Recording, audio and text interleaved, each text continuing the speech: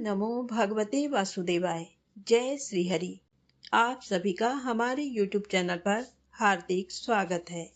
आज हम जानेंगे बैसाख पूर्णिमा पर दान क्या करें, बैसाख पूर्णिमा की पूजा विधि, बैसाख पूर्णिमा का महत्व, साथ ही बैसाख पूर्णिमा की कथा। भविष्य पुराण आदित्य पुराण में बैसाखी पूर्णिमा को अत्यंत पवित्र एवं फलदायी माना गया है। इस दिन पिछले 1 महीने से चला आ रहा बैसाख स्नान एवं धार्मिक अनुष्ठानों की पूर्ण आहुति की जाती है। बैसाख महात्म कथा का पारायण किया जाता है। इस दिन प्रातः नदियों एवं पवित्र सरोवरों में स्नान के बाद दान पुण्य का विशेष महत्व कहा गया है। इस दिन पीपल की पूजा करने का खासा महत्व है। पितरों के निमित्त पवित्र नदियों में स्नान कर हाथ में तिल रखकर तर्पण करने से पितरों की तृप्ति होती है एवं उनका आशीर्वाद मिलता है। पूर्णिमा के दिन भगवान विष्णु की प्रतिमा के सामने घी से भरा हुआ पात्र, तिल और शक्कर स्थापित कर पूजन करना चाहिए। यदि हो सके तो पूजन के समय तिल के तेल का दीपक जलाना चाहिए। बैसाखी पूर्णिमा पर धर्मराज के निमित्त जल से भरा हुआ कलश, पकवान एवं मिष्ठान आज के दिन दान करना गौदान के समान फल देने वाले बताए गए हैं। बैसाख पूर्णिमा के दिन शक्कर और तिल दान करने से अनजान में हुए पापों का भी क्षय हो जाता है। इस माह में पंखे का दान करना भी पुण्य का कार्य है। धूप और परिश्रम से पीड़ित लोगों को जो पंखे से हवा कर शीतलता प्रदान करता है, वह इतने ही मात्र से निष्पाप होकर भगवान का प्रिय हो जाता है। पुराने समय में ताड़ का पंखा दान किया जाता था। इससे ब्रह्मलोक की प्राप्ति होती थी। शास्त्र कहते हैं कि जो किसी जरूरतमंद व्यक्ति को पादुका या जूते चप्पल दान करता है, वह यमदूतों का तिरस्कार करके भगवान श्री हरि के लोक में जाता है। इस दिन जल का दान सबसे बड़ा पुण्य माना गया है। अतः प्याऊ लगाकर राहगीरों को जल जरूर पिलाएं। इस पुण्य कार्य के माध्यम से जातक त्रिदेव की कृपा प्राप्त करता है। इस दिन जल से भरा घड़ा दान करने से सभी देवी और देवताओं की कृपा प्राप्त होती है। जल से भरा मिट्टी का घड़ा मंदिर में दान करें, साथ ही कुल्हड़ सकोरे भी दान करें। अन्न दान करने से बड़ा कोई पुण्य नहीं। दोपहर में आए हुए ब्राह्मण, अतिथि या भूखे जीव को यदि कोई भोजन करवाए तो उसको अनंत पुण्य की प्राप्ति होती है। इस दिन सत्तू, ककड़ी, खरबूजा, चावल, दूध, दही, घी, फल, इमली, सब्जी, शहद, पंचमेवा, पंचधान, सीधा दान अवश्य करें। वस्त्र दान में कुर्ता, पायजामा, दरी, धोती आदि दान करें। इस दिन दूध और खीर का दान करने से सभी तरह के चंद्र दोष के साथ ही संकट समाप्त हो जाते हैं। पलंग, कंबल, चादर, गद्दा, रजाई, तकिया इत्यादि का भी दान करना चाहिए। आइए जाने बैसाख पूर्णिमा की पौराणिक व्रत कथा। मध्य देश में एक धनशर्मा नामक ब्राह्मण रहता था। उसमें पाप का लेश मात्र भी नहीं था। एक दिन वह कुश आदि के लिए वन में गया। वहां उसने एक अद्भुत बात देखी। उसे 3 महाप्रेत दिखाई दिए जो बड़े ही दुष्ट और भयंकर थे। धनशर्मा उन्हें देखकर डर गया। उन प्रेतों के केस ऊपर को उठे हुए थे, लाल लाल आंखें, काले काले दांत और सूखा हुआ उनका पेट था। धनशर्मा ने पूछा, तुम लोग कौन हो? ये नारकी अवस्था तुम्हें कैसे प्राप्त हुई? मैं भय से आतुर और दुखी हूँ, दया का पात्र हूँ, मेरी रक्षा करो। मैं भगवान विष्णु का दास, मेरी रक्षा करने से भगवान तुम लोगों का भी कल्याण करेंगे। भगवान विष्णु ब्राह्मणों के हितैषी हैं। मुझ पर दया करने से वे तुम्हारे ऊपर संतुष्ट होंगे। श्री विष्णु का अलसी के पुष्प के समान श्याम वर्ण है। वे पीतांबरधारी हैं। उनका नाम श्रवण करने मात्र से सब पाप का क्षय हो जाता है। भगवान आदि और अंत से रहित, शंख, चक्र एवं गदा धारण करने वाले, अविनाशी, कमल के समान नेत्रों वाले तथा प्रेतों को मोक्ष प्रदान करने वाले हैं। यमराज कहते हैं, ब्राह्मण भगवान विष्णु का नाम सुनने मात्र से वे पिशाच संतुष्ट हो गए। उनका भाव पवित्र हो गया। वे दया और उदारता के वशीभूत हो गए। ब्राह्मण के कहे हुए वचन से उन्हें बड़ी प्रसन्नता हुई थी। उसके पूछने पर वे प्रेत इस प्रकार बोले। प्रेतों ने कहा, विप्र, तुम्हारे दर्शन मात्र से तथा भगवान श्रीहरि का नाम सुनने से हम इस समय दूसरे ही भाव को प्राप्त हो गए। हमारा भाव बदल गया, हम दयालु हो गए। वैष्णव पुरुष का समागम निश्चय ही पाप को दूर भगाता, कल्याण से संयोग कराता तथा शीघ्र ही यश का विस्तार करता है। अब हम लोगों का परिचय सुनो। ये पहला कृतघ्न नाम का प्रेत है, इस दूसरे का नाम विदैवत है तथा तीसरा मैं हूँ, मेरा नाम अवैशाख है। मैं तीनों में अधिक पापी हूँ। इस प्रथम पापी ने सदा ही कृतज्ञता की है, अतः इसके कर्म के अनुसार ही इसका कृतघ्न नाम पड़ा है। ब्राह्मण, ये पूर्व जन्म में सुदास नामक द्रोही मनुष्य था, सदा कृतज्ञता किया करता था। उसी पाप से ये इस अवस्था को पहुंचा है। अत्यंत पापी, धूर्त तथा गुरु और स्वामी का अहित करने वाले मनुष्य के लिए भी पापों से छूटने का उपाय है, परंतु कृतघ्न के लिए कोई प्रायश्चित नहीं है। इस दूसरे पापी ने देवताओं का पूजन किए बिना ही सदा अन्न भोजन किया है। इसने गुरु और ब्राह्मणों को कभी दान नहीं दिया है, इसीलिए इसका नाम विदैवत हुआ है। ये पूर्व जन्म में हरिवीर नाम से विख्यात राजा था। 10,000 गांवों पर इसका अधिकार था। ये रोग, अहंकार तथा नास्तिकता के कारण गुरुजनों की आज्ञा का उल्लंघन करने में तत्पर रहता था। प्रतिदिन 5 महायज्ञों का अनुष्ठान किए बिना ही खाता और ब्राह्मणों की निंदा किया करता था। उसी पाप कर्म के कारण ये बड़े बड़े नरकों का कष्ट भोग कर इस समय विदैवत नामक प्रेत हुआ है। अवैशाख नामक तीसरा प्रेत मैं हूँ। मैं पूर्व जन्म में ब्राह्मण था। मध्य देश में मेरा जन्म हुआ था। मेरा नाम भी गौतम था और गोत्र भी। मैं वासपुर गांव में निवास करता था। मैंने वैशाख मास में भगवान माधव की प्रसन्नता के उद्देश्य से कभी स्नान नहीं किया, दान और हवन भी नहीं किया। विशेषतः वैशाख मास से संबंध रखने वाला कोई कर्म नहीं किया। वैशाख में भगवान मधुसूदन का पूजन नहीं किया तथा विद्वान पुरुषों को दान आदि से संतुष्ट नहीं किया। वैशाख मास की एक भी पूर्णिमा को, जो पूर्ण फल प्रदान करने वाली है, मैंने स्नान, दान, शुभ कर्म, पूजा तथा पुण्य के द्वारा उसके व्रत का पालन नहीं किया।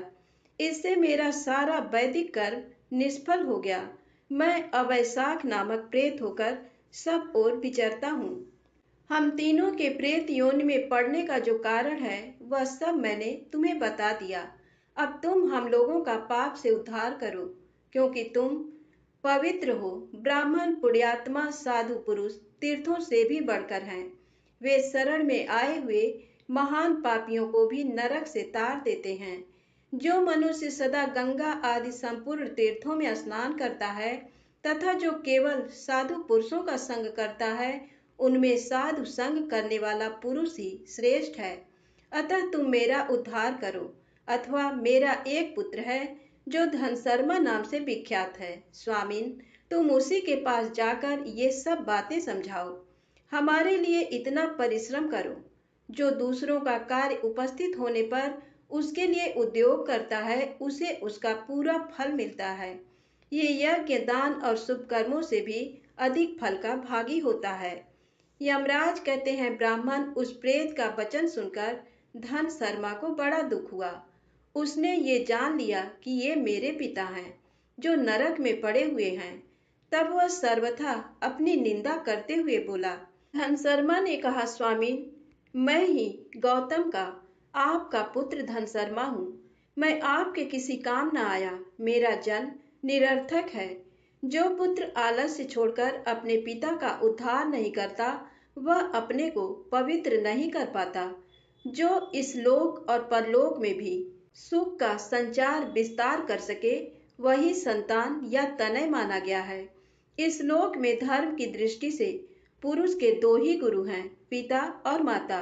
इनमें भी पिता ही श्रेष्ठ है, क्योंकि सर्वत्र बीज की ही प्रधानता देखी जाती है। पिताजी, क्या करूं? कहाँ जाऊं? कैसे आपकी गति होगी? मैं धर्म का तत्व नहीं जानता, केवल आपकी आज्ञा का पालन करूंगा। प्रेत बोला, बेटा घर जाओ और यमुना में विधि पूर्वक स्नान करो। आज से 5वें दिन बैसाख की पूर्णिमा आने वाली है, जो सब प्रकार की उत्तम गति प्रदान करने वाली तथा देवता और पितरों के पूजन के लिए उपयुक्त है। उस दिन पितरों के निमित्त भक्ति पूर्वक तिल मिश्रित जल, जल का घड़ा, अन्न और फल दान करना चाहिए। उस दिन जो श्राद्ध किया जाता है वह पितरों को 1000 वर्षों तक आनंद प्रदान करने वाला होता है। जो बैसाख की पूर्णिमा को विधि पूर्वक स्नान करके 10 ब्राह्मणों को खीर भोजन कराता है, वह सब पापों से मुक्त हो जाता है। जो धर्मराज की प्रसन्नता के लिए जल से भरे हुए 7 घड़े दान करता है, वह अपनी 7 पीढ़ियों को तार देता है। बेटा, त्रयोदशी, चतुर्दशी तथा पूर्णिमा को भक्ति परायण होकर स्नान, जप, दान, होम और श्री माधव का पूजन करो और उससे जो फल हो वह हम लोगों को समर्पित कर दो। ये दोनों प्रेत भी मेरे परिचित हो गए हैं, अतः इनको इसी अवस्था में छोड़कर मैं स्वर्ग में नहीं जा सकता। इन दोनों के पाप का भी अंत आ गया है। यमराज कहते हैं, ब्राह्मण बहुत अच्छा कहकर वह श्रेष्ठ ब्राह्मण अपने घर गया और वहां जाकर उसने सब कुछ उसी तरह किया। वह प्रसन्नता पूर्वक परम भक्ति के साथ बैसाख स्नान और दान करने लगा। बैसाख की पूर्णिमा आने पर उसने आनंद पूर्वक भक्ति से स्नान किया और बहुत से दान करके उन सबको पृथक पृथक पुण्य प्रदान किया। उस पवित्र दान के संयोग से वे सब आनंद मग्न हो विमान पर बैठकर तत्क्षण ही स्वर्ग को चले गए। ब्राह्मणों में श्रेष्ठ धनशर्मा भी श्रुति, स्मृति और पुराणों का ज्ञाता था। वह चिरकाल तक उत्तम भोग भोग कर अंत में ब्रह्मलोक को प्राप्त हुआ। अतः ये बैसाख की पूर्णिमा परम पुण्यमयी और समस्त विश्व को पवित्र करने वाली है। इसका महात्म बहुत बड़ा है, अतएव मैंने संक्षेप से तुम्हें इसका महत्व बतला दिया है। जो बैसाख मास में प्रातः काल स्नान करके नियमों के पालन से विशुद्ध चित्त हो भगवान मधुसूदन की पूजा करते हैं, वे ही पुरुष धन्य हैं, वे ही पुण्यात्मा हैं तथा वे ही संसार में पुरुषार्थ के भागी हैं। जो मनुष्य बैसाख मास में सवेरे स्नान करके संपूर्ण यम नियमों से युक्त हो भगवान लक्ष्मीपति की आराधना करता है, वह निश्चय ही अपने पाप का नाश कर डालता है। जो प्रातः काल उठकर श्री विष्णु की पूजा के लिए गंगा जी के जल में डुबकी लगाते हैं, उन्हीं पुरुषों ने समय का सदुपयोग किया है। वे ही मनुष्यों में धन तथा पाप रहित हैं। बैसाख मास में प्रातः काल नियम युक्त हो मनुष्य जब तीर्थ में स्नान करने के लिए पैर बढ़ाता है, उस समय श्री माधव के स्मरण और नाम कीर्तन से उसका एक एक पग अश्वमेध यज्ञ के समान पुण्य देने वाला होता है। श्री हरि के प्रियतम बैसाख मास के व्रत का यदि पालन किया जाए तो ये मेरु पर्वत के समान बड़े उग्र पाप को भी जलाकर भस्म कर डालता है। विप्रवर, तुम पर अनुग्रह होने के कारण मैंने ये प्रसंग संक्षेप से तुम्हें बता दिया है। जो मेरे कहे हुए इस इतिहास को भक्ति पूर्वक सुनेगा वह भी सब पापों से मुक्त हो जाएगा तथा उसे मेरे लोक यमलोक में नहीं आना पड़ेगा। बैसाख मास के व्रत का विधि पूर्वक पालन करने से अनेकों बार के किए हुए ब्रह्म हत्या आदि पाप भी नष्ट हो जाते हैं, ये निश्चित बात है। वह पुरुष अपने 30 पीढ़ी पहले के पूर्वजों और 30 पीढ़ी बाद की संतानों को भी तार देता है, क्योंकि अनायास ही नाना प्रकार के कर्म करने वाले भगवान श्री हरि को बैसाख मास बहुत ही प्रिय है, अतएव वह सब मासों में श्रेष्ठ है। एक बार प्रेम से बोलिए श्री हरि विष्णु भगवान ने की जय। आइए सुने बैसाख पूर्णिमा की दूसरी पौराणिक कथा। द्वापर युग में एक समय की बात है, यशोदा जी ने श्री कृष्ण से कहा, हे कृष्ण, तुम सारे संसार के उत्पन्न करता, पोषक तथा उसके संहार करता हो। आज कोई ऐसा व्रत मुझसे कहो जिसके करने से मृत्यु लोक में स्त्रियों को विधवा होने का भय न रहे तथा ये व्रत सभी मनुष्यों की मनोकामनाएं पूर्ण करने वाला हो। श्री कृष्ण कहने लगे, हे माता, आपने अति सुंदर प्रश्न किया है। मैं आपसे ऐसे ही व्रत को सविस्तार कहता हूँ। सौभाग्य की प्राप्ति के लिए स्त्रियों को 32 पूर्णमासियों का व्रत करना चाहिए। इस व्रत के करने से स्त्रियों को सौभाग्य संपत्ति मिलती है। ये व्रत अचल सौभाग्य देने वाला एवं भगवान शिव के प्रति मनुष्य मात्र की भक्ति को बढ़ाने वाला है। यशोदा जी कहने लगी, हे कृष्ण, सर्वप्रथम इस व्रत को मृत्युलोक में किसने किया था? इसके विषय में विस्तार पूर्वक मुझसे कहो। श्री कृष्ण जी कहने लगे, इस भूमंडल पर एक अत्यंत प्रसिद्ध राजा चंद्रहास से पालित अनेक प्रकार के रत्नों से परिपूर्ण कातिका नाम की नगरी में रहता था। वहां पर धनेश्वर नाम का एक ब्राह्मण था और उसकी स्त्री अति सुशीला रूपवती थी। दोनों ही उस नगरी में बड़े प्रेम के साथ रहते थे। घर में धन धान्य आदि की कमी नहीं थी। उनको एक बड़ा दुख था कि उनके कोई संतान नहीं थी। इस दुख से वह अत्यंत दुखी रहते थे। एक समय एक बड़ा तपस्वी योगी उस नगरी में आया। वह योगी उस ब्राह्मण के घर को छोड़कर अन्य सब घरों से भिक्षा लेकर भोजन किया करता था। रूपवती से वह भिक्षा नहीं लिया करता था। उस योगी ने एक दिन रूपवती से भिक्षा न लेकर किसी अन्य घर से भिक्षा लेकर गंगा किनारे जाकर भिक्षान्न को प्रेम पूर्वक खा रहा था कि धनेश्वर ने योगी का ये सब कार्य किसी प्रकार से देख लिया। अपनी भिक्षा के अनादर से दुखी होकर धनेश्वर योगी से बोला, महात्मन, आप सभी घरों से भिक्षा लेते हैं, परंतु मेरे घर की भिक्षा कभी भी नहीं लेते। इसका कारण क्या है? योगी ने कहा कि निसंतान के घर की भीख पतितों के अन्न के तुल्य होती है और जो पतितों का अन्न खाता है वह भी पतित हो जाता है। क्योंकि तुम निसंतान हो, अतः पतित हो जाने के भय से मैं तुम्हारे घर की भिक्षा नहीं लेता हूँ। धनेश्वर ये बात सुनकर अपने मन में बहुत दुखी हुआ और हाथ जोड़कर योगी के पैरों पर गिर पड़ा तथा आर्त भाव से कहने लगा, हे महाराज, यदि ऐसा है तो आप मुझको पुत्र प्राप्ति का उपाय बताइए। आप सर्वज्ञ हैं, मुझ पर अवश्य ही ये कृपा कीजिए। धन की मेरे घर में कोई कमी नहीं, परंतु मैं पुत्र न होने के कारण अत्यंत दुखी हूँ। आप मेरे इस दुख का हरण करें। आप सामर्थ्यवान हैं। ये सुनकर योगी कहने लगे, हे ब्राह्मण, तुम चंडी की आराधना करो। घर आकर उसने अपने स्त्री से सब वृत्तांत कहा और स्वयं तप के निमित्त वन में चला गया। वन में जाकर उसने चंडी की उपासना की और उपवास किया। चंडी ने 16वें दिन उसको स्वप्न में दर्शन दिया और कहा, हे धनेश्वर, जा, तेरे पुत्र होगा, परंतु वह 16 वर्ष की आयु में ही मृत्यु को प्राप्त हो जाएगा। यदि तुम दोनों स्त्री पुरुष 32 पूर्णमासियों का व्रत विधि पूर्वक करोगे तो वह दीर्घायु होगा। जितनी तुम्हारी सामर्थ्य हो, आटे के दिए बनाकर शिव जी का पूजन करना, परंतु 32 पूर्णमासी हो जाने चाहिए। प्रातःकाल होने पर इस स्थान के समीप ही तुम्हें एक आम का वृक्ष दिखाई देगा।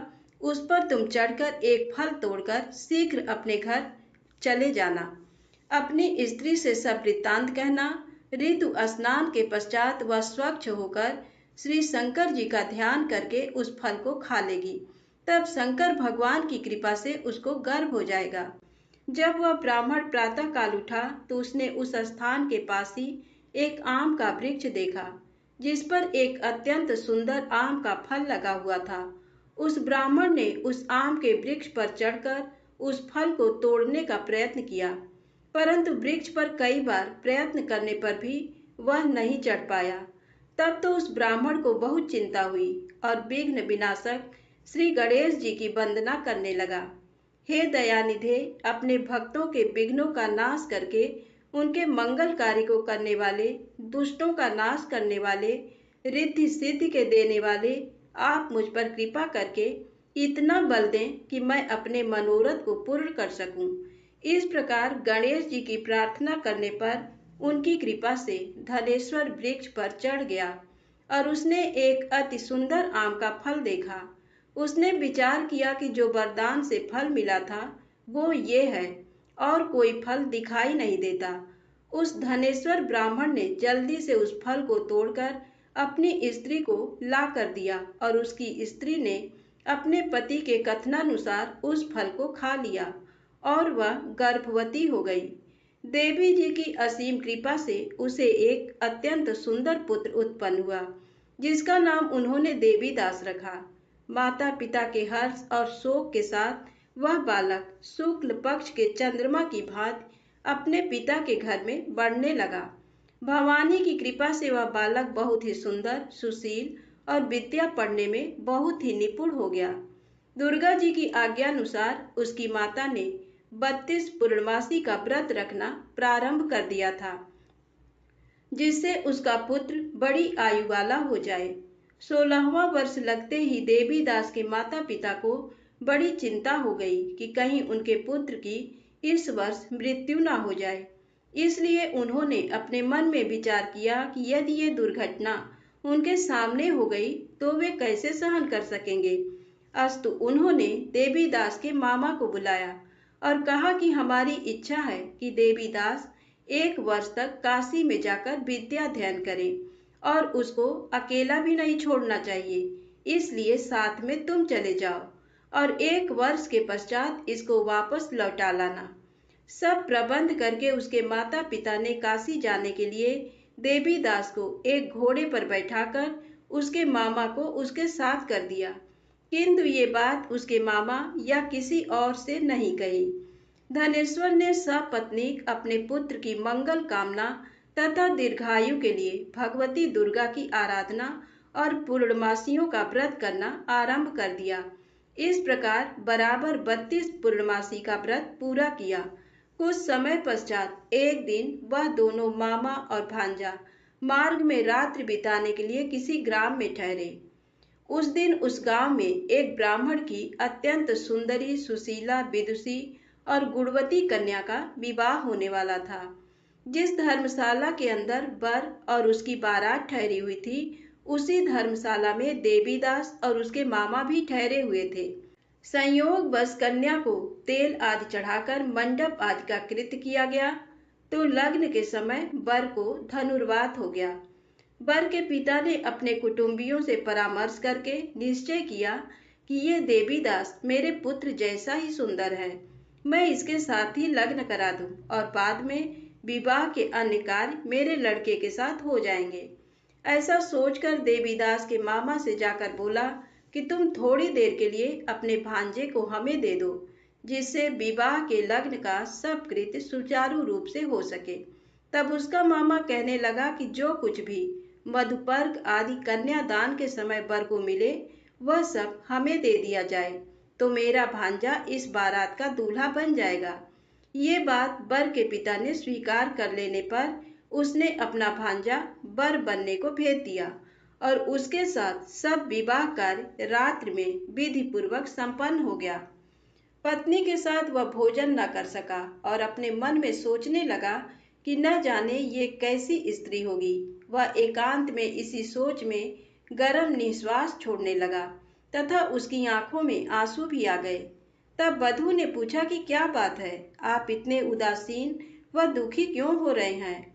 तब उसने सब बातें जो वर के पिता और उसके मामा में हुई थी उसको बतला दी। तब कन्या कहने लगी कि ये ब्रह्म विवाह के विपरीत हो कैसे सकता है। देव, ब्राह्मण और अग्नि के सामने मैंने आपको ही अपना पति बनाया है, इसलिए आप ही मेरे पति हैं। मैं आपकी ही पत्नी रहूंगी, किसी अन्य की कदापि नहीं। तब देवीदास ने कहा ऐसा मत करिए, क्योंकि मेरी आयु बहुत थोड़ी है। मेरे पश्चात आपकी क्या गति होगी, इन बातों को अच्छी तरह विचार लो। परंतु वह दृढ़ विचार वाली थी, बोली कि जो आपकी गति होगी वही मेरी गति होगी। आप उठिए और भोजन करिए, आप निश्चय ही भूखे होंगे। इसके बाद देवीदास और उसकी पत्नी दोनों ने भोजन किया तथा शेष रात्रि वे सोते रहे। प्रातःकाल देवीदास ने अपनी पत्नी को 3 नगों से जड़ी हुई एक अंगूठी दी, एक रुमाल दिया और बोला, हे प्रिय, इसे लो और संकेत समझकर स्थिर चित्त हो जाओ। मेरा मरण और जीवन जानने के लिए एक पुष्प वाटिका बना लो उसमें सुगंधि वाली एक नव मल्लिका लगा लो। उसको प्रतिदिन जल से सींचा करो और आनंद के साथ खेलो कूदो तथा उत्सव मनाओ। जिस समय और जिस दिन मेरा प्राणांत होगा, ये फूल सूख जाएंगे, और जब ये फिर हरे हो जाएं तो जान लेना कि मैं जीवित हूँ। ये बात निश्चय करके समझ लेना, इसमें कोई संशय नहीं है। ये समझा कर वह चला गया। प्रातःकाल होते ही वहां पर गाजे बाजे बजने लगे, और जिस समय विवाह के कार्य समाप्त करने के लिए वर तथा सब बाराती मंडप में आए, तो कन्या ने वर को भली प्रकार से देखकर अपने पिता से कहा कि ये मेरा पति नहीं है। मेरा पति वही है जिसके साथ रात्रि में मेरा पाणिग्रहण हुआ था। इसके साथ मेरा विवाह नहीं हुआ है। यदि ये वही है तो बताए कि मैंने इसको क्या दिया। मधुपर्क और कन्यादान के समय जो मैंने भूषण आदि दिए थे उन्हें दिखाए, तथा रात में मैंने क्या गुप्त बातें कही थी वह सब सुनाए। पिता ने उसके कथनानुसार वर को बुलवाया। कन्या की ये सब बातें सुनकर वह कहने लगा कि मैं कुछ नहीं जानता। इसके पश्चात लज्जित होकर वह अपना समूह लेकर चला गया, और सारी बारात भी अपमानित होकर वहां से लौट गई। भगवान श्री कृष्ण बोले, हे माता, इस प्रकार देवीदास काशी विद्याध्ययन के लिए चला गया। जब कुछ समय बीत गया तो काल से प्रेरित होकर एक सर्प रात्रि के समय उसको डसने के लिए वहां पर आया। उस विषधर के प्रभाव से उसके शयन का स्थान चारों ओर से विष की ज्वाला से विषैला हो गया, परंतु व्रतराज के प्रभाव से उसको काटने नहीं पाया, क्योंकि पहले ही उसकी माता ने 32 पूर्णिमा का व्रत कर रखा था। इसके बाद मध्याह्न के समय स्वयं काल वहां पर आया और उसके शरीर से उसके प्राणों को निकालने का प्रयत्न करने लगा, जिससे वह मूर्छित होकर पृथ्वी पर गिर पड़ा। भगवान की कृपा से उसी समय पार्वती जी के साथ श्री शंकर जी वहां पर आ गए। उसको मूर्छित दशा में देखकर पार्वती जी ने भगवान शंकर से प्रार्थना की कि हे महाराज, इस बालक की माता ने पहले ही 32 पूर्णिमा का व्रत किया था, जिसके प्रभाव से हे भगवान, आप इसको प्राण दान दें। भवानी के कहने पर भक्त वत्सल भगवान श्री शिव जी ने उसको प्राण दान दे दिया। इस व्रत के प्रभाव से काल को भी पीछे हटना पड़ा और देवीदास स्वस्थ होकर बैठ गया। उधर उसकी स्त्री उसके काल की प्रतीक्षा करती रही। जब उसने देखा कि उस पुष्प वाटिका में पत्र पुष्प कुछ भी नहीं रहे तो उसको अत्यंत आश्चर्य हुआ, और जब वह वैसे ही हरी भरी हो गई तो वह जान गई कि वह जीवित हो गए हैं। ये देखकर वह बहुत प्रसन्न मन से अपने पिता से कहने लगी कि पिताजी, मेरे पति जीवित हैं, आप उनको ढूंढिए। जब 16वां वर्ष व्यतीत हो गया तो देवीदास भी अपने मामा के साथ काशी से चल दिया। इधर उसे ससुर उसको ढूंढने के लिए अपने घर से जाने वाले ही थे कि वह दोनों मामा भांजा वहां पर आ गए। उसको आया देखकर उसका ससुर बड़ी प्रसन्नता के साथ अपने घर में ले आया। उस समय नगर के निवासी भी वहां इकट्ठे हो गए और सबने निश्चय किया कि अवश्य ही इसी बालक के साथ इस कन्या का विवाह हुआ था। उस बालक को जब कन्या ने देखा तो पहचान लिया और कहा कि ये तो वही है जो संकेत करके गया था। तदुपरांत सभी कहने लगे कि भला हुआ जो ये आ गया, और सब नगर निवासियों ने आनंद मनाया। कुछ दिन बाद देवीदास अपनी पत्नी और मामा के साथ अपने ससुर के घर से बहुत सा उपहार आदि लेकर अपने घर के लिए प्रस्थान किया। जब वह अपने गांव के निकट आ गया तो कई लोगों ने उसको देखकर उसके माता पिता को पहले ही जाकर खबर दे दी कि तुम्हारा पुत्र देवीदास अपनी पत्नी और मामा के सहित आ रहा है। ऐसा समाचार सुनकर पहले तो उन्हें विश्वास ही नहीं हुआ, किंतु जब और लोगों ने भी आकर उनकी बात का समर्थन किया तो उनको बड़ा आश्चर्य हुआ। लेकिन थोड़ी देर में देवीदास ने आकर अपने माता पिता के चरणों में अपना सिर रखकर प्रणाम किया, और उसकी पत्नी ने अपने सास ससुर के चरणों को स्पर्श किया। तो माता पिता ने अपने पुत्र और पुत्र वधू को अपने हृदय से लगा लिया, और दोनों की आंखों में प्रेमाश्रु बह चले। अपने पुत्र और पुत्र वधू के आने की खुशी में धनेश्वर ने बड़ा भारी उत्सव किया और ब्राह्मणों को भी बहुत सी दान दक्षिणा देकर प्रसन्न किया। श्री कृष्ण जी कहने लगे कि इस प्रकार धनेश्वर 32 पूर्णिमाओं के व्रत के प्रभाव से पुत्रवान हो गया। जो भी स्त्रियां इस व्रत को करती हैं वे जन्म जन्मांतर में वैधव्य का दुख नहीं भोगती और सदैव सौभाग्यवती रहती हैं। ये मेरा वचन है, इसमें कोई संदेह नहीं मानना। ये व्रत पुत्र पौत्रों को देने वाला तथा संपूर्ण मनोकामनाओं को पूर्ण करने वाला है। 32 पूर्णिमाओं के व्रत करने से व्रती की सभी इच्छाएं भगवान शिव जी की कृपा से पूर्ण हो जाती है। धन्यवाद। एक बार प्रेम से बोलिए शंकर भगवान की जय। दोस्तों, वीडियो पसंद आई हो तो कृपया मेरे चैनल को लाइक सब्सक्राइब अवश्य करें। जय माता दी।